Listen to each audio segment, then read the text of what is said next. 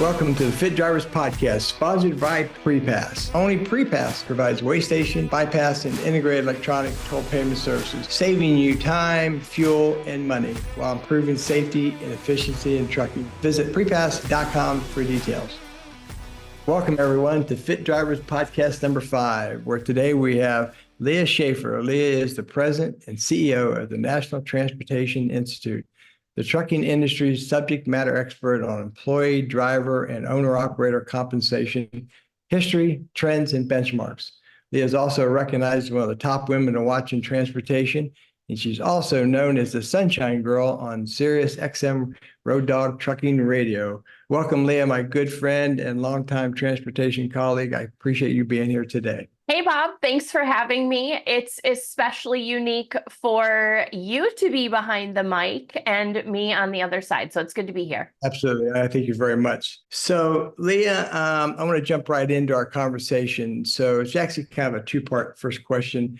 Would you agree that retention takes attention? And are carriers willing to apply that effort, what it takes? And I know you're a huge driver health supporter. And so the second part of the question is, do you get pushback from your clients? Because I know you always bring this up in your discussions with them, knowing you, to talk about that as part of the retention. So I'm just curious to hear what you have to say. And when you say retention, you mean specifically related to health-related attention or in general? Well, there's two parts to that, but obviously what you and I are close on is the health side of it, of doing more for our drivers to help them and to keep them. Because you and I both, we've been down this path so many times about the ROI is there, right? If you spend a few bucks and help them get support and keeping them, opposed to spend 6,000 that we lose so many. So start with the health side. Well, of course, retention takes attention. I don't know if there's a greater advocate for driver retention in the industry than me.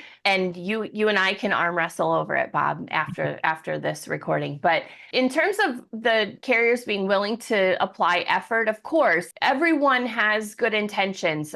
When I used to coach drivers after a safety-related incident, I would say, you didn't wake up this morning saying, I'm going to go hit somebody today, or I'm going to be negligent in my safety practices today. No one gets up and goes to work and says, I'm going to do a half-assed job today. Everyone really wants to apply effort, but we are talking about a boulder, a mountain. We're talking about Mount Everest as it relates to driver health. And so I think it's overwhelming for a lot of folks. And even with an ambassador like yourself, as you well know, we can be deeply ensconced in an organization and have the answer written on the wall. But in terms of like full company buy-in, I'm not sure it's as easy as it sounds. There's probably reasons for that, and maybe we'll get into them throughout the conversation today, but it's much like all of us making New Year's resolutions to diet or, not having health in general be a number one priority all throughout the year rather than just in the month of January.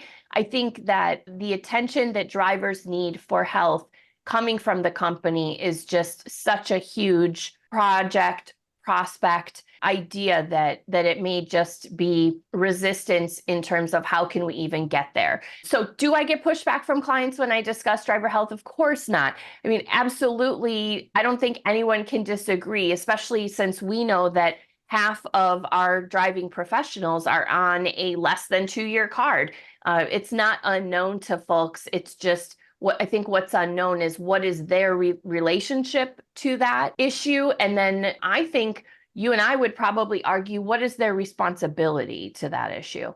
Very good. Very good. That's a great lead in, Leah, that I wanted to ask you when you said, yeah, absolutely, you don't get any pushback, but is there one answer that stands out that they say, for example, I was working with a carrier not too long ago, a big national brand, and they gave me 25 drivers that were on short-term cards, started coaching them. And out of that, I had 3 drivers to be able to go from a 90-day to 1 year and made it. So I assumed after it was over with, the natural progression would be, okay, let's give Bob some more.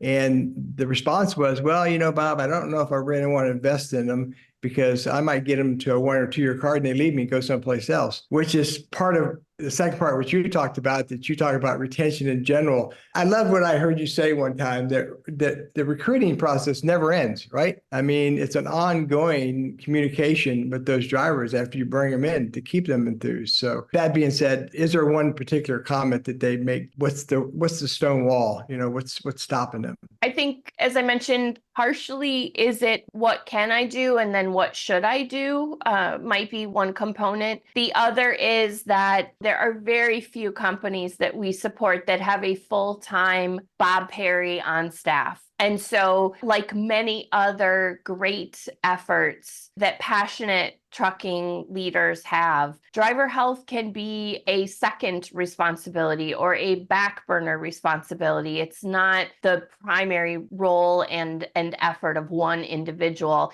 And quite frankly, you and I would say that's okay. It should be everyone's responsibility, but that's the same as driver retention. Many folks have roles that are VP of safety and recruiting, twofold. VP of recruiting and retention, twofold. And retention, in my humble, not so humble opinion, should be the effort of every individual in the company, because there is just nothing that's going to happen at a trucking company without the professional driver. So we absolutely all need to be deeply committed to driver retention. And I think the same as it pertains to driver health. It's really everyone needs to be as strongly supportive and in full advocacy of driver health throughout the organization. And that's hard for people. And again, I'm going to keep probably saying this, but think of the entire company, in our country, North America in general, we're in tough shape all around.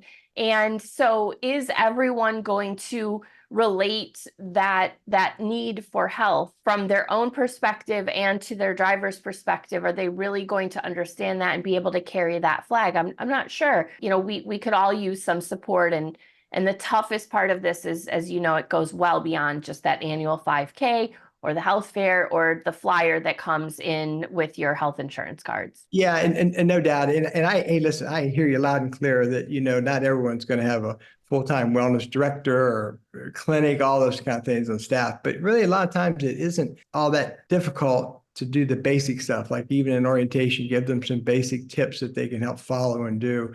And it's like where I really get going, Leah, is when I read all this information about the technology that they have today, right? They can tell you if that engine's going to blow up on the highway at any time soon and make sure you're not out there and get stuck and all that. But, no big effort to put on helping screen the drivers beforehand. So just simple things like that to give them some education. Because one of the things I wanted to ask your opinion about, if you read what the CDC has to say on their site about long haul drivers and about, because of the environment they work on, they're more likely to have health issues because of what they do, the environment, the job requirements, and so forth. So a lot of times, just like in professional sports, they had to come out with new protocols because players want to play and drivers want to drive. So sometimes if you're in an environment that is detrimental to your health, I think that we all, like you say, and have an obligation to protect them from themselves, right? They're going to want to drive, and when maybe they shouldn't drive. And I just, find that interesting that some carriers,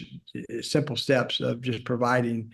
I will say though, I'm starting to gain more response from companies to at least take some tips and information they can at least post and put in simple things like when you're doing your pre-trip walk around, right? Why not do your pre-trip refrigerator check and see what's in there, because you're going to get stuck. So your thoughts about that, if we're really doing enough and that we can really do. Tips and orientation doesn't work for me, Bob. I've been there, done that. That's not enough. You mentioned that I say that recruiting never stops. And I think what you're referring to is the coaching that we provide, that yes, recruiting is a full-time sales and marketing job, but that continues. It has to continue beyond when we have the driver convinced on the job and in the seat in orientation. Then retention takes over. And we have to continuously remind our drivers why they chose us, what they like about us, what their friends like about us, and why they should continue to stay. That to me is all-encompassing driver engagement. That driver engagement happens throughout the organization in a variety of media, whether it be in messages that come through weekly from someone, in the company that's at different times, so that you're not like just deleting it, like, oh, that's my safety email. or in a text campaign, in emails, in cards that go home, whatever. This should be a well-varied internal marketing plan to continuously engage drivers.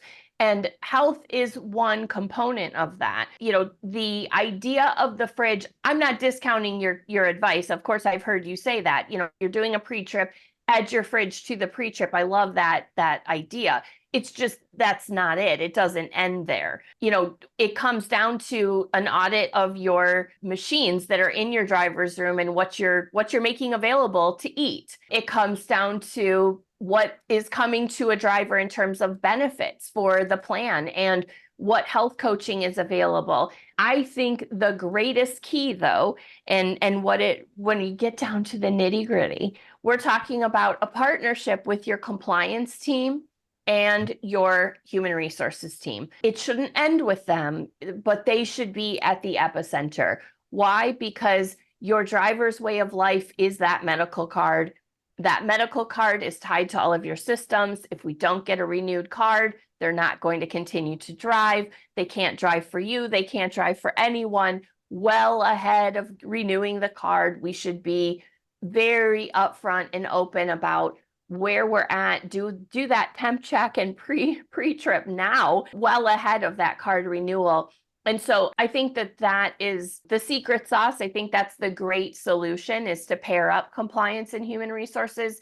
Obviously someone specifically related to health and wellness, benefits, pairing up the benefit plan and the research on the medical card. Well, I couldn't agree more. And that's what I find a lot when I first go in and talk to companies. They ask me to come in and speak to their drivers or have talks with the HR department, compliance, and it's 9 times out of 10, what you're saying is very true. The compliance department and HR are not really communicating together. And it's always interesting that no one's really tracking how many drivers they have on a short-term card, right? True. I used to do this, and maybe things have changed now. It's been a while since I was working fleet side, but I would know once the card was near expiration or that they had gone in to renew and had failed.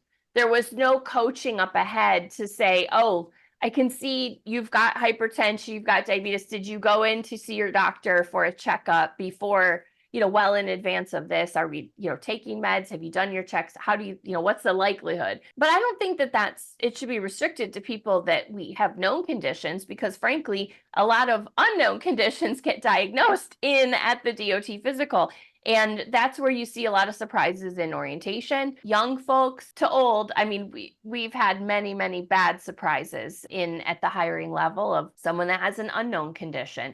So that coaching is absolutely necessary. And I've been there. I know that this requires a lot of foresight. It certainly requires more data and tracking, but who better to advocate for data than us, right? So it's necessary. It is. And you're right. That's the reason I'm always talking to them about preventive screenings and those type of things. And not that Leah needs a lot of credibility, but for those who don't know, I found an email. I first met Leah back in 2008. And so you talked about me being ahead of the curve. She was, because Leah at that time was in your HR role, right? And you were way ahead of people even today of trying to find out and being on top of when those drivers' cards are going to expire and what length they had and so forth. And so you've been ahead of this for a very, very long time. And that's what makes you such a great advocate for the driver. Thank you. I think one key that we encourage often in our communications here at NTI that's often missing in this equation, whether it's related to health or any other concern that a professional driver has or that we have for our professional drivers, and that's empathy. I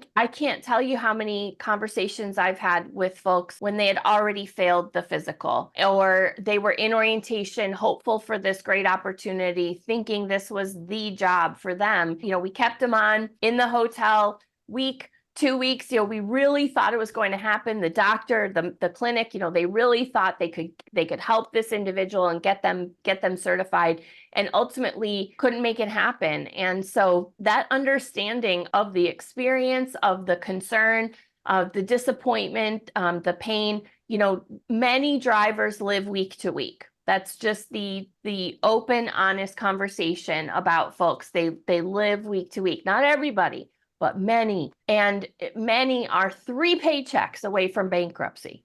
Absolutely. many. And so what does not getting recertified do to an individual, to their family, to their well-being overall, if they can't now go back to work? And so the more we can do to proactively assist in this process, the better our industry is going to be. And I want to give you a few data points you didn't ask for, but we look at demographics here at NTI and look at all the push. I mean, I serve on the board for the Next Generation Trucking Association. Of course, we know that we are educating young people and entering them into the industry.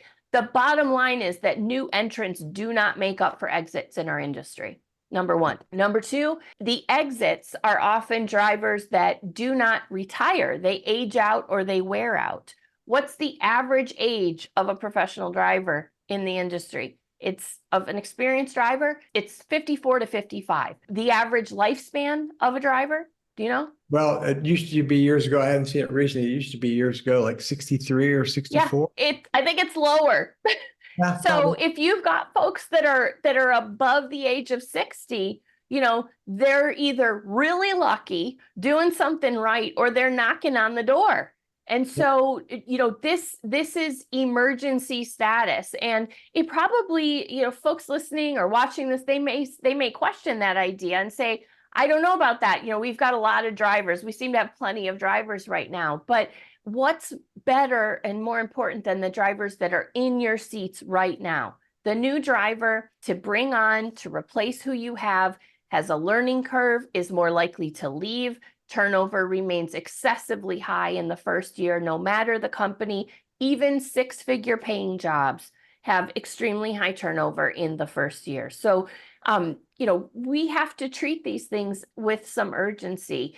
And the last thing I'll say on the data point related to demographics is that they're still not getting any younger. Okay. The average age continues to climb, and the age groups that drivers fall in, the young folks that we have brought in, they are not staying in the industry.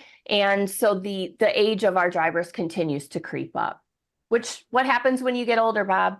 Go to the doctor more, right? Right. Go to the doctor more, you find more problems. They're not welcoming you in to say, atta boy, Bob. Well, I was reading something the other day about Clint Eastwood, and they asked him why he kept going. He said, because I don't want the old man knocking at the door, right? Yeah. He's moving. It's the same way with us. But I could talk to you all day, Leah, because you have so many valid points. And one thing I wanted to mention, because you did talk about next generation, and I know you're on the board for that. And I've been talking a lot about that lately, that I hope we do a good job of educating, because I think that we'd be doing those young folks a grave injustice if we don't do a good job of telling them and explaining to them, you don't want to be like the generation going out now. You want to retire healthy, make good income. It is a great industry that, it's been so good to so many families, give people a way to earn a living. But when they do fail, it's collateral damage, as you know, for the whole family. So true. it is. So anyway, we're going to wrap up. But Leah, if you could say one thing to the folks out there that are listening, HR, benefit directors, and so forth, one piece of advice, if you could give them on what they could do to at least look at starting and putting a basic program or take it a little more serious to help stop these numbers from losing so many drivers, what would it be? Yeah, I think to what we mentioned earlier, taking a baseline query of where you're at today, a temp check now, and looking at the age of the folks that are in your trucks, looking at tenure and where we typically lose them, and looking at their medical cards, and identifying and creating a system internally to know who's on a 90-day or less, who you've got on a 6-month, a 1 year, a 2 year, and creating systems that work for you. Not every company can put all hands on deck.